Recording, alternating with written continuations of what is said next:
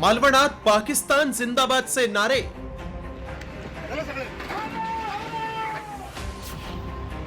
भारत जिंकला तरी पाकचा जयघोष।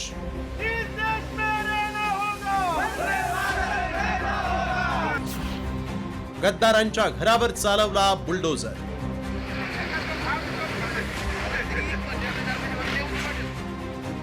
रविवारी झालेल्या रोमांचक क्रिकेट सामन्यात भारतानं पारंपरिक शत्रू पाकिस्तानवर मोठा विजय मिळवला।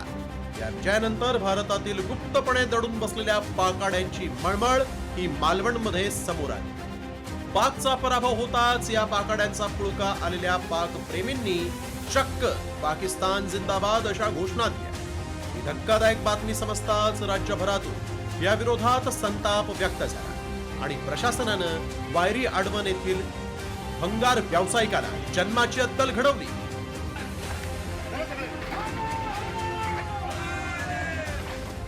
देशद्रोही घोषणा देणाऱ्या दोघांना पोलिसांनी बेड्या ठोकल्यानंतर आता ज्या ठिकाणी पाकप्रेमाचा पुळका या देशद्रोह्यांना आला होता ते अनधिकृत भंगाराचं दुकान प्रशासनानं बुलडोझर फिरवत जमीनदोस्त केलाय।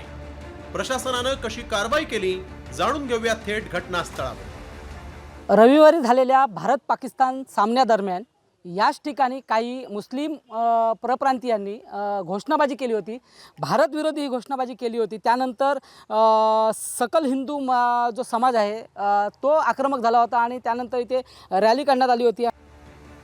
मालवणमध्ये देशद्रोही घोषणा देणाऱ्या सुप्त पाकाड्यांना आम्ही जिल्ह्यातूनच हाकलवून देणार असल्याचं स्थानिक आमदार निलेश राणेंनी म्हटलंय। तसंच पोलीस प्रशासनानं तातडीनं कठोर कारवाई करण्याची मागणी देखील त्यांनी केली होती। त्यानंतर पोलिसांनी त्या भंगार व्यावसायिकाची राहण्याची खोली, शेड, भंगार साहित्य आणि 2 गाड्या जेसीबीच्या सहाय्यानं उद्ध्वस्त करत धडक कारवाई केली।